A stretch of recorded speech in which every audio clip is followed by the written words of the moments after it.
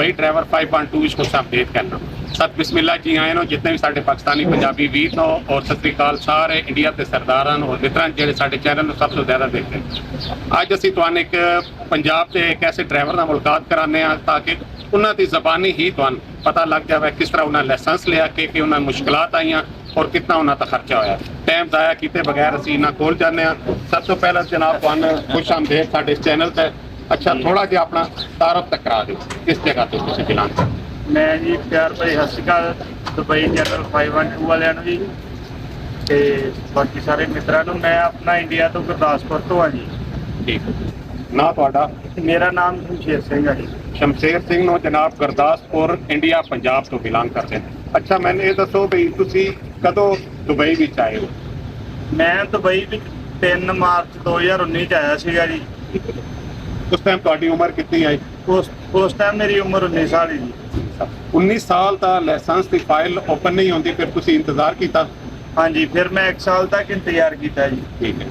1 साल तो बाद मेरी 20 साल तो 21 साल ਦੇ ਵਿੱਚ 1 ਸਾਲ ਦਾ ਲਾਇਸੈਂਸ ਬਣਿਆ ਮੇਰਾ। ठीक हो गया। नाजरीन यह पॉइंट तुसीं नोट रखना है। अक्सर साडे कस्टमर साडे कोल सवाल करते रहते हैं बई वड्डी गड्डी का लाइसेंस लैण वास्ते एज का कितना होना जरूरी है। ये तुसीं देख लियो एक प्रैक्टिकली शमशेर सिंह साडे सामने बैठे हुए 20 तो 21 साल के दरमियान इन्हां दी फाइल ओपन हुई और 1 साल तो उन्हें लाइसेंस दिता क्योंकि एग्जैक्ट 21 साल पूरे नहीं सन होए, लिहाजा उन्हें 1 साल का लाइसेंस दिता। जो तुहाडी 21 साल पूरी हो गई उसके बाद फिर 21 साल उम्र जो मेरी पूरी हो गई है जी, फिर उन्हें 2 साल का लाइसेंस पहला बनता, फिर 5 साल का अपडेट होता है, फिर मेरा 1 साल तो बाद 5 साल का लाइसेंस रिन्यू हो गया है जी। रिन्यू वैसे थोड़ा जिहा भी ऐड करता चला, इसी तरह तुहाडे तक इन्फॉर्मेशन पहुंचेगी कि सब तो पहले लाइसेंस 2 साल का बनेगा, फिर उसके बाद 5 साल वास्ते बनेगा क्योंकि इन्हां दी एज थोड़ी सी। इन्हां तो पहला उन्हें साल वास्ते बनाया, उसके बाद दोबारा उन्हें 5 साल का। अच्छा शमशेर तुसीं ये दसो तुहाडा कितना खर्चा हो गया सी लाइसेंस बनवाउण ते? मेरा लाइसेंस फजीरे बनया सीगा जी। फजीरे स्टेट तो बनया सी? हाँ जी, फजीरे ड्राइविंग स्कूल जिहड़ा FND वाले दा। ठीक हो गया। ठेका सिस्टम सी कि रेगुलर? नहीं, मेरा ठेका सिस्टम ही। ठीक हो ठेका गया। सिस्टम ਦੇ ਵਿੱਚ ਇਦਾਂ ਹੈ ਕਿ ਇਕੱਠੇ ਪੈਸੇ ਦੇਣੇ ਨੇ ਉੱਥੇ, ਬਾਅਦ ਵਿੱਚ ਕੋਈ ਪੈਸਾ ਨਹੀਂ ਜਮ੍ਹਾਂ ਕਰਾਉਣਾ। ਉਹਦੇ ਲਾਇਸੈਂਸ ਵਿੱਚ ਬਣਨ ਤੱਕ ਉਹਨਾਂ ਦੀ ਜ਼ਿੰਮੇਵਾਰੀ। ਹਾਂਜੀ, ਉਹਦੇ ਵਿੱਚ 4 ਟਰਾਈਆਂ ਨੇ ਜੀ, ਵਿੱਚ ਹੰਪਰ ਵਰਸਾ ਸਾਰਾ ਕੁਝ। ਉਹ 'ਚ ਕੱਚੀ ਟਰਾਈ ਨਹੀਂ ਹੈਗੀ। ਠੀਕ। ਜਿਵੇਂ ਡਰਾਈਵਿੰਗ ਕਰਦੇ ਆ ਇੱਕ ਤੋਂ ਪਹਿਲਾਂ ਕੱਚੀ ਟਰਾਈ ਲੈਂਦੇ ਨੇ, ਫਿਰ ਫਾਈਨਲ ਟਰਾਈ ਪਾਉਂਦੇ ਨੇ। ਇਦਾਂ ਉਹਦੇ ਵਿੱਚ ਕੱਚੀ ਟਰਾਈ ਨਹੀਂ ਹੈਗੀ ਜੀ ਕੋਈ। ਜਿਵੇਂ ਨਾਜ਼ਰੀਨ ਆਪਾਂ ਠੇਕਾ ਸਿਸਟਮ ਇਹਨਾਂ ਕੀਤਾ, ਉਹਨਾਂ ਦਾ ਜਿਹੜਾ ਸੀ ਉਹ ਡੀਲ ਆਈ ਕਿ ਉਹਨਾਂ 4 ਟਰਾਈਆਂ ਤੱਕ ਇਹਨਾਂ ਲਾਇਸੈਂਸ ਦਿਵਾਣਾ ਸੀ। ਇਹਦੇ ਤੋਂ ਜ਼ਿਆਦਾ ਅਗਰ ਇਹਨਾਂ ਟਰਾਈਆਂ ਮਿਲਣਗੀਆਂ ਤੇ ਮਜ਼ੀਦ ਫਿਰ ਪੈਸੇ ਖੁਦ ਪੇਡ ਕਰਨ। ਹਾਂਜੀ। ਅੱਛਾ ਤੇ ਜੇ ਆਪਾਂ ਰੈਗੂਲਰ ਉੱਥੇ ਕਰਦੇ ਆ ਜੀ, ਅੱਧੇ ਘੰਟੇ ਦੀ ਕਲਾਸ ਆ ਉੱਥੇ, ਤੇ ਉਹ 'ਚ 2 ਤੋਂ 2.5 ਮਹੀਨਿਆਂ ਦੇ ਵਿੱਚ ਟਾਈਮਿੰਗ ਲੱਗਦੀ ਹੈ। ਠੀਕ ਹੈ।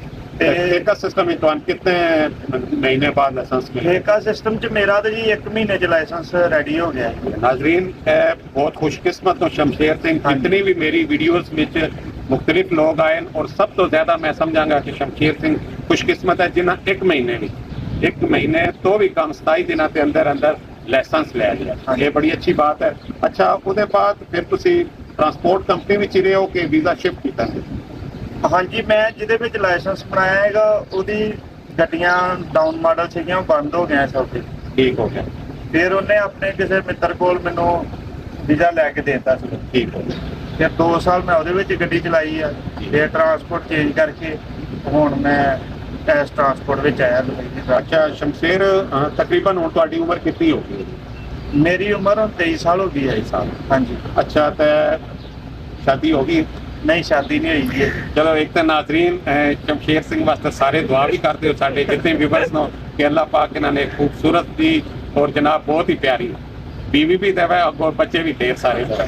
अच्छा शमशेर तुसी ये दसो अक्सर साढ़े नाजरीन सोचते हैं कि असीं दुबई आवांगे कितनी मुश्किलात होनियां न, वीज़ा लैन कितना औखा होंदा है, लाइसेंस बनवान कितना औखा होंदा है, तुसी किस तरह आसान लफ्ज़ां च दसोगे कि वो आना चाहन ते आ सकदे हैं? मैं तो अज के टाइम से यो सोचता जी, अपना कोई इत्थे मित्र होवे जां रिश्तेदार होवे, ਉਹਦੇ ਕੋਲੋਂ ਵੀਜ਼ਾ ਲੈ ਕੇ ਤੇ ਬਾਕੀ ਪੈਸੇ ਆਪ ਸਾਰੇ ਖਰਚ ਕਰਦਾ। ਠੀਕ ਹੈ। ਉਹ ਸਭ ਤੋਂ ਬਿਹਤਰੀਨ ਹੈ। ਗੱਡੀ ਵੀ ਮਿਲ ਜਾਂਦੀ ਹੈ, ਗੱਡੀ ਦੀ ਕੋਈ ਮੁਸ਼ਕਲ ਨਹੀਂ ਹੈ।